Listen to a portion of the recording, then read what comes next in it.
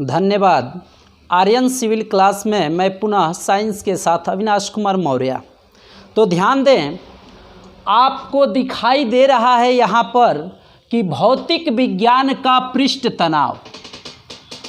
पृष्ठ तनाव केवल शब्दों पर पहले ध्यान दिया जाए तो पृष्ठ का मतलब होता है सतह, वो भी किसका? द्रव का। और तनाव जिसको आप इंग्लिश में टेंशन कहते हैं, अर्थात जब किसी द्रव के सतह पर तनाव उत्पन्न होता है उसी को हम कहते हैं पृष्ठ तनाव। अगर देखा जाए तो यह पृष्ठ तनाव द्रव का एक गुण है। द्रव का गुण देखा जाए तो द्रव का गुण है पृष्ठ तनाव। सबसे पहले इस पृष्ठ तनाव को हम बता रहे हैं। देखिए, पृष्ठ का मतलब जाने आप सतह। अगर मान लीजिए कोई द्रव हो किसी पात्र में और इसमें यदि द्रव भरा हो, द्रव भरा हुआ हो और वह द्रव क्या हो? स्थिर हो। अगर इसमें द्रव भरा हुआ है और द्रव क्या है? स्थिर है। तो जब स्थिर रहेगा तो जो इसका यह सतह है, इसी सतह को कहते हैं पृष्ठ। और इस पर नीचे की तरफ एक बल लगता है, अर्थात तनाव लगता है, बल लगता है, जिसके कारण इस सतह पर तनाव पैदा होता है, उसी को कहते हैं पृष्ठ तनाव। ध्यान देना है, अगर परिभाषा के अनुसार देखा जाए तो कहा जाएगा कि किसी द्रव के सतह पर खींची गई एक काल्पनिक रेखा, क्योंकि आप जानते हैं कि वास्तविक रेखा तो इस पर खींच नहीं सकते, तो खींची गई एक काल्पनिक रेखा के लंबवत नीचे की ओर लगने वाले बल को ही क्या कहते हैं? पृष्ठ तनाव। इससे आपको स्पष्ट होता है T बराबर F/L। देखिए, हमको पृष्ठ तनाव का यहाँ पर सूत्र प्राप्त हुआ, कैपिटल T बराबर F/L, अर्थात T क्या है? पृष्ठ तनाव। पृष्ठ तनाव बराबर यहाँ पर आपका F क्या है? तो F बल है और बटा में L क्या है? तो यह काल्पनिक रेखा की लंबाई है। आपको यहाँ पर डायरेक्ट सूत्र से क्या मतलब है? मान लीजिए कि हमने सूत्र जान लिया तो इसका परीक्षा की दृष्टि से क्या उपयोग है? तो ध्यान दीजिए, आपसे परीक्षाओं में पूछेगा कि यदि इस काल्पनिक रेखा की लंबाई बढ़ा दिया जाए, यदि किसी द्रव के सतह का क्षेत्रफल बढ़ा दिया जाए या लंबाई बढ़ा दिया जाए तो उसके पृष्ठ तनाव पर क्या प्रभाव पड़ेगा? तो यहाँ पर आपको एक चीज़ बता दूं कि जो ऊपर होता है, अर्थात बराबर के समानांतर बल अगर बढ़ेगा तो तनाव क्या होता है? बढ़ता है। अर्थात इसको हम कहते हैं सीधा रूप। सीधा रूप। सीधा रूप कहने का मतलब बल बढ़ेगा तो पृष्ठ तनाव बढ़ेगा, यदि बल घटेगा तो पृष्ठ तनाव घटेगा। बिल्कुल उसी तरह लंबाई है तो लंबाई बटे में आती है, तो इसके लिए यह क्या होता है? उल्टा होता है। ध्यान दीजिए, केवल इसी सूत्र की बात नहीं है। आपको मैं फिजिक्स में या केमिस्ट्री में कोई भी अगर फार्मूला लेकर के आऊँगा तो यही आपको ट्रिक बताऊँगा कि जो भी बराबर में ऊपर होता है उसका सीधा रूप का प्रभाव पड़ता है और जो नीचे होता है उसका ऊपर वाले से उल्टा प्रभाव होता है।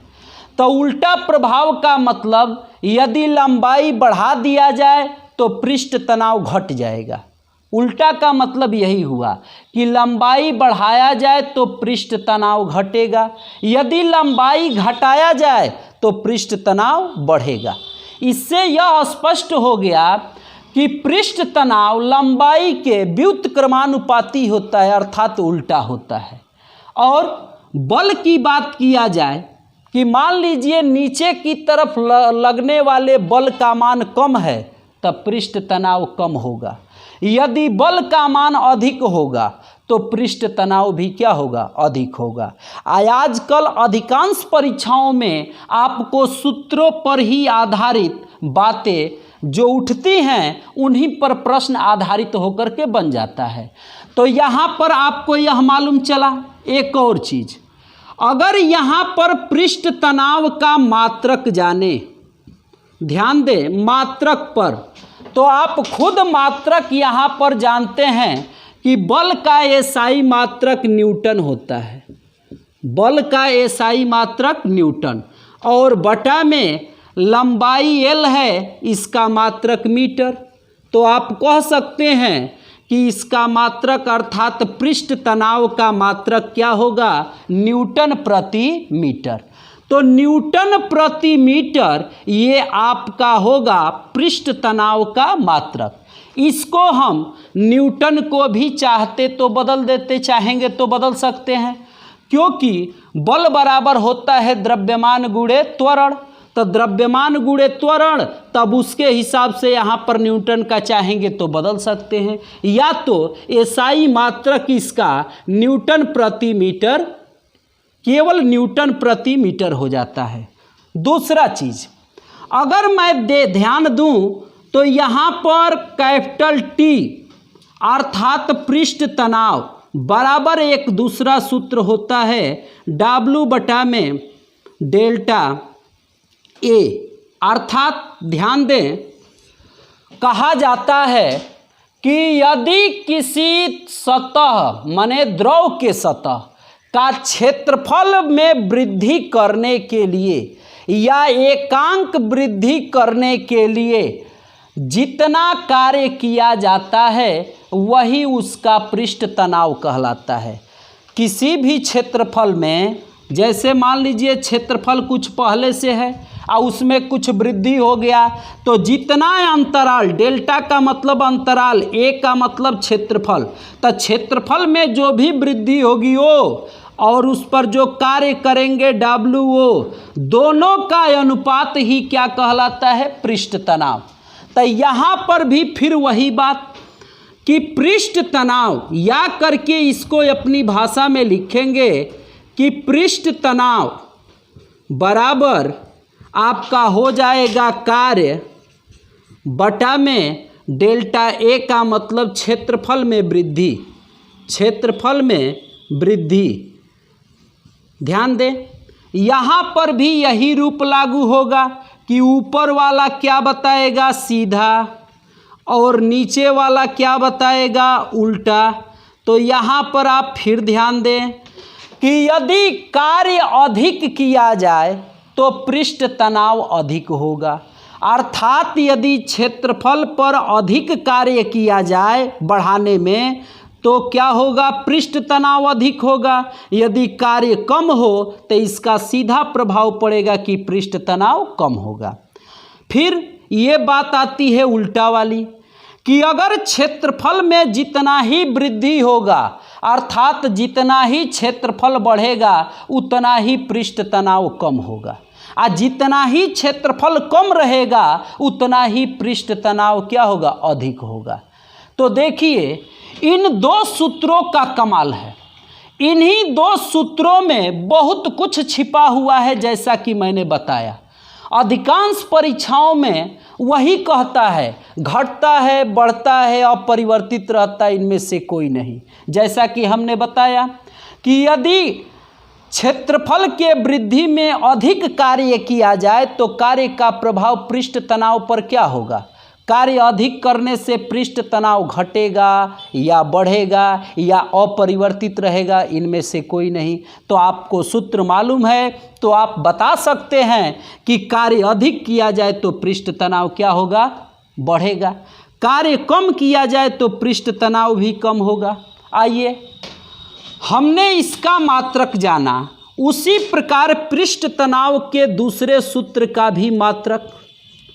अगर यहाँ पर पृष्ठ तनाव का मात्रक जाना जाए तो आप जानते हैं कि W कार्य है और कार्य का मात्रक एसआई पद्धति में जूल हो जाएगा, जूल, और डेल्टा ए क्षेत्रफल है, वृद्धि हुआ है लेकिन क्षेत्रफल है, तो क्षेत्रफल का आप कहेंगे मीटर स्क्वायर।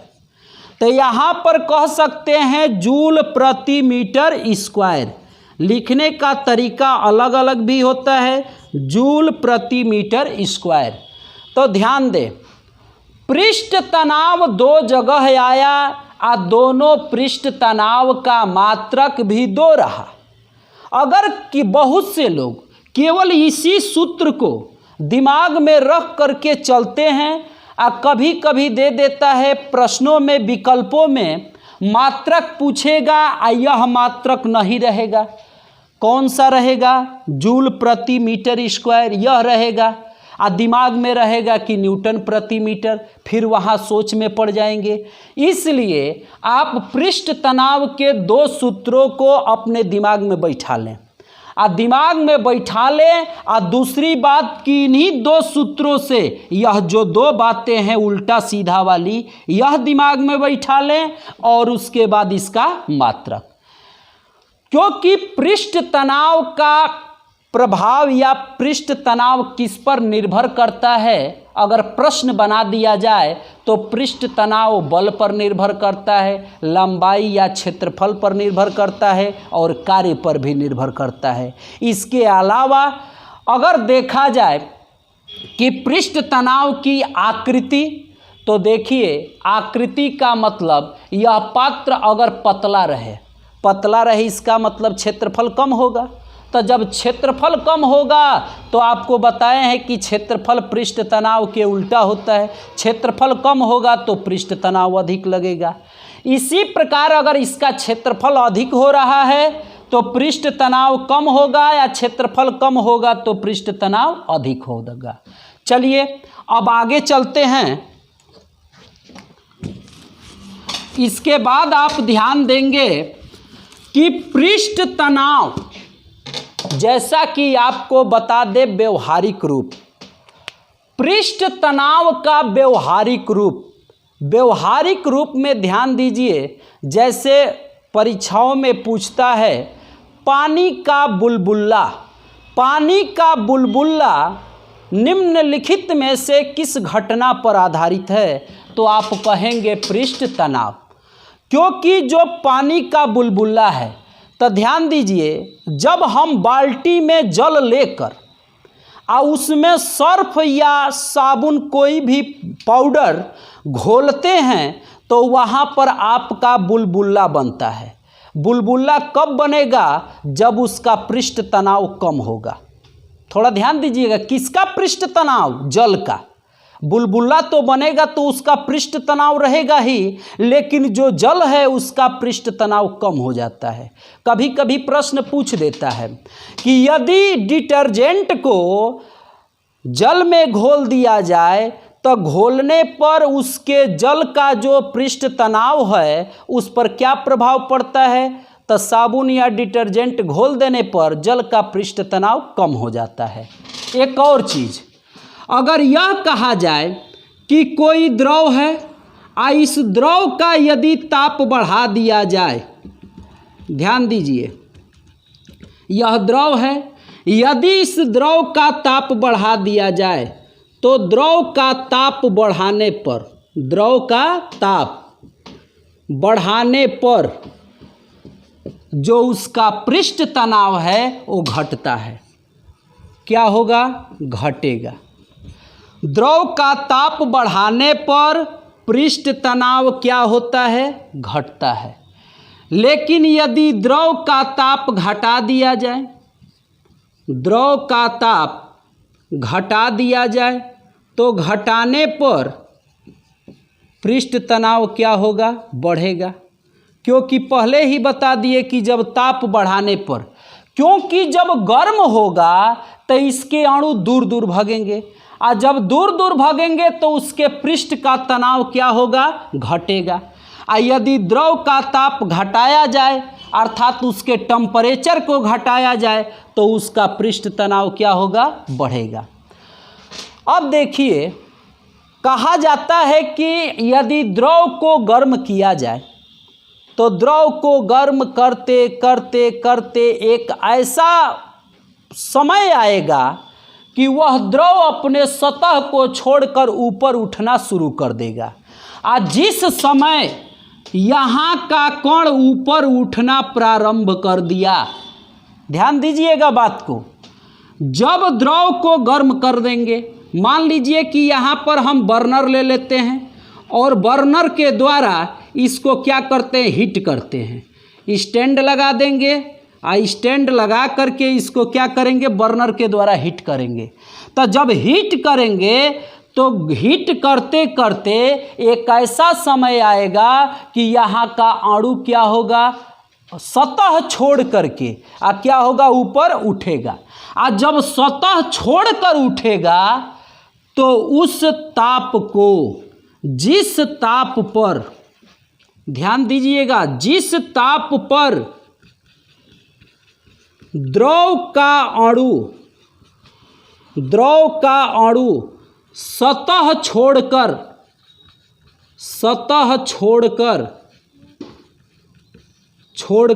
ऊपर उठता है, उस ताप को क्रांतिक ताप कहते हैं। क्योंकि आपका प्रश्न में आता है क्रांतिक ताप कहते हैं।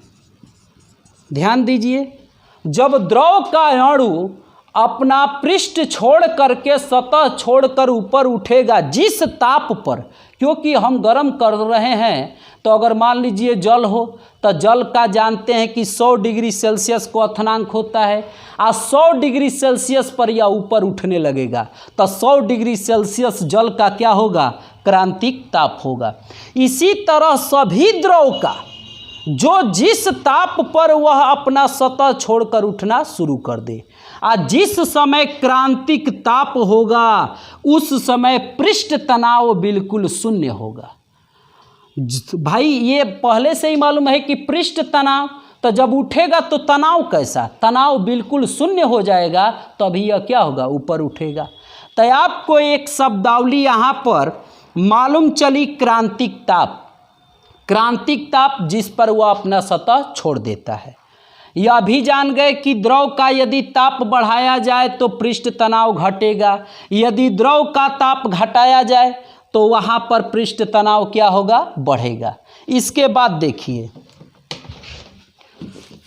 इसके बाद आपको बता दें कि पृष्ठ तनाव का व्यवहारिक उदाहरण, पृष्ठ तनाव के व्यवहारिक उदाहरण पर जाइए। ध्यान दीजिए, जैसे हमने बताया कि पानी का बुलबुला, उसी तरह वर्षा की बूंदें गोलाकार होने का कारण क्या है, पृष्ठ तनाव। क्योंकि वर्षा की बूंदें जब गिरती हैं जल, तो वहाँ पर बीच में तनाव होता है, जिसके कारण वह गोल आकार में मुड़ करके गोलाकार गोली जैसा बना देती हैं।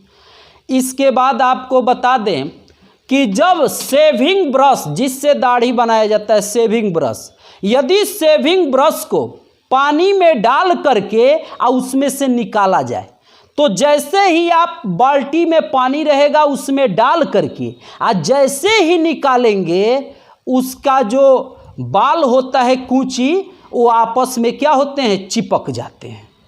तो चिपकने का कारण क्या है, पृष्ठ तनाव। क्योंकि उसको जैसे ही निकालेंगे जल के सतह पर आएगा तो पृष्ठ तनाव लगेगा, जिसके कारण उसके बाल आपस में चिपक जाते हैं। किसके बाल, शेविंग क्रीम के, जो शेविंग ब्रश होता है उस ब्रश के बाल आपस में चिपक जाते हैं। इसी प्रकार आप देखे होंगे कोई स्थिर जल है, तो स्थिर जल में जहाँ पर बहुत दिनों से, जैसे बरसात का जल होता है, बहुत दिनों से गड्ढे में भरा है, उसके ऊपर क्या होता है कि लार्वा जन्म लेते हैं, अर्थात मच्छर लार्वा को पैदा करते हैं। और लार्वा उसके सतह पर, अर्थात पृष्ठ तनाव के कारण जल की सतह पर लार्वा पैदा होते हैं, उसी पर पलते हैं, बढ़ते हैं। अर्थात हम लोग कहते हैं कि मच्छर ज़्यादा पैदा हो रहे हैं, तो लार्वा के कारण। अब क्या होता है, अगर पृष्ठ तनाव उस पर नहीं रहता तो लार्वा उस जल के ऊपर नहीं टिकते और मच्छर इतना ज़्यादा पैदा नहीं होते। अगर आप चाहते हैं कि उसके पृष्ठ तनाव को कम कर दें तो पृष्ठ तनाव को कम करने के लिए केरोसिन का तेल आप ले जाकर उस जल के ऊपर छिड़क दें। जैसे ही केरोसिन का तेल आपके जल के ऊपर जाएगा उसका पृष्ठ तनाव खत्म कर देगा। उसके बाद कोई भी मच्छर उस पर अगर लार्वा को जन्म देगा तो वह लार्वा जल में डूब जाएगा। मच्छर भी उस पर नहीं बैठ पाएंगे, जैसे ही बैठना चाहेंगे पृष्ठ तनाव खत्म हो गया रहेगा और वह उसी में डूबकर मर जाएंगे। अर्थात लार्वा जो है पृष्ठ तनाव के कारण ही जल के ऊपर तैरता है। उसके बाद ध्यान दें, इसी तरह आप कहें पतली सुई, कभी कभी कहा जाता है कि बहुत पतली सुई जल के ऊपर तैरने लगती है, तो आपका जवाब होगा पृष्ठ तनाव के कारण।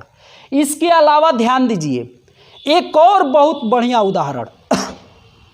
लोग कहते हैं कि जब हम गरम सूप का मतलब जिसको आम भाषा में कहते हैं रस या जूस, जैसे सब्जी है तो सब्जी का गरम सूप या गरम जूस अगर आप खाएंगे तो स्वादिष्ट लगता है, लेकिन वही सब्जी यदि ठंडा हो जाएगी और उसका सूप खाएंगे, जूस खाएंगे तो आपको स्वादिष्ट नहीं लगेगा।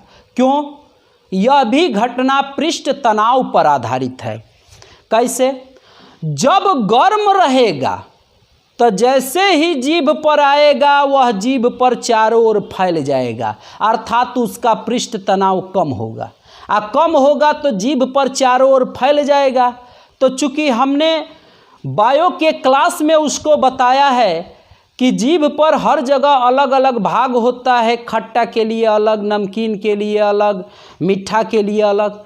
तो जब सब्जी का जो जूस है या सूप है वह जीभ पर फैलेगा तो उसका स्वाद मिलेगा। और जब वही सूप ठंडा हो जाएगा तो जैसे ही जीभ पर जाएगा फैलेगा नहीं, और जब फैलेगा नहीं क्योंकि उसका पृष्ठ तनाव अधिक होगा, और जब नहीं फैलेगा तो हमको स्वादिष्ट महसूस नहीं होगा। तो ये सारी घटनाएं किसका है? पृष्ठ तनाव का। अब ध्यान दें, इसी पृष्ठ तनाव में दो इम्पोर्टेंट चीज़ आते हैं बल में, ससंजक बल और आसंजक बल। क्योंकि आप पृष्ठ तनाव पढ़ रहे हैं तो आपको ससंजक बल और आसंजक बल भी जानना अति आवश्यक है। देखिए, ससंजक बल किसको कहते हैं? ससंजक बल का मतलब होता है एक ही पदार्थ के अणुओं के बीच लगने वाला,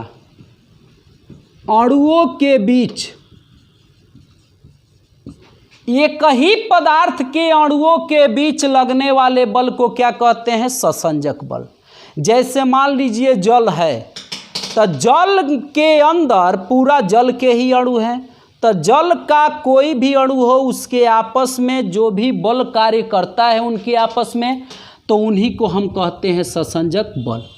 अब देखिए, अगर देखा जाए तो इस ससंजक बल, यह ससंजक बल चूंकि द्रव का गुण है, द्रव में ये होता है, लेकिन इसको ठोस के भी साथ जोड़ा जाता है कि जो ठोस होते हैं उनमें अधिक होता है ससंजक बल। क्यों? आप सभी लोग जानते हैं कि ठोस के अणु बिल्कुल पास पास होते हैं, तब बिल्कुल पास पास एक दूसरे को पकड़े रहते हैं तो कहेंगे आप क्या कि ससंजक बल अधिक है। ठोस के बाद जो द्रव होते हैं, इस द्रव में ससंजक बल इसकी अपेक्षा क्या होगा? कम होगा, अर्थात अधिक से यह क्या होगा? कम।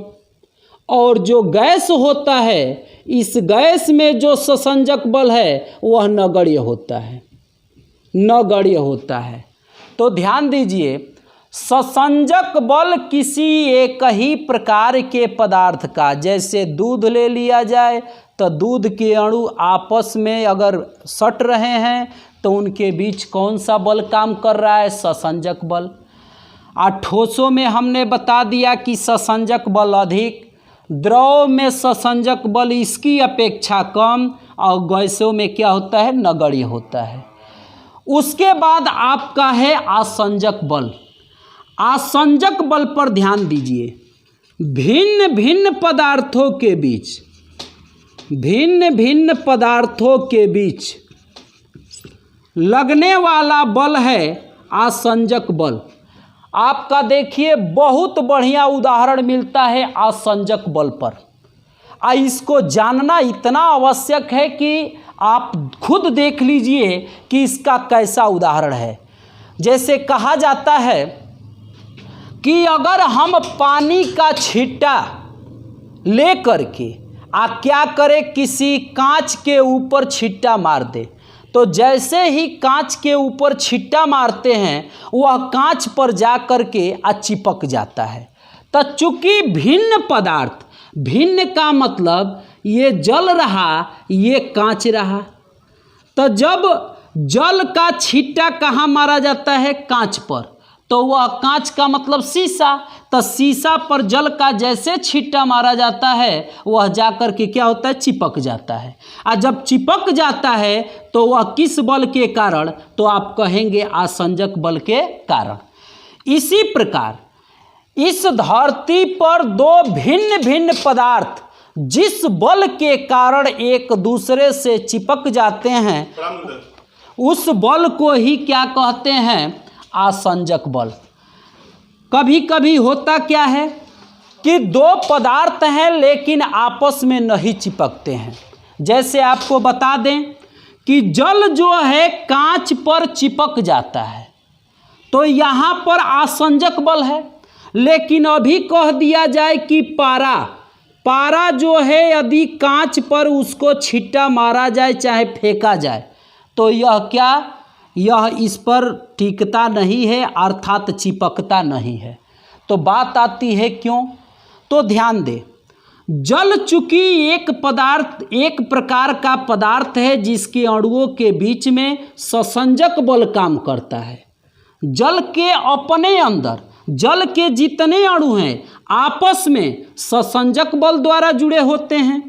कांच का अलग है, लेकिन जब कांच और जल के बीच लगने वाला आसंजक बल इस जल के ससंजक बल से अधिक होगा तभी चिपकेगा।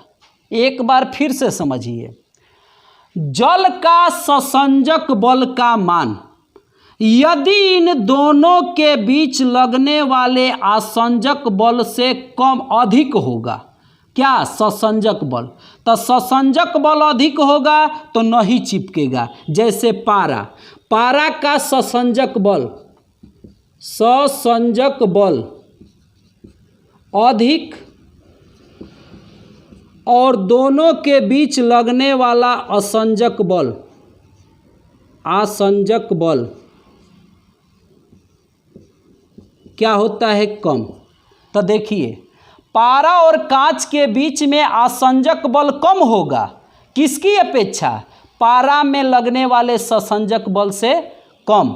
ये अधिक होगा, यह कम होगा, तो पारा कांच पर नहीं चिपकेगा।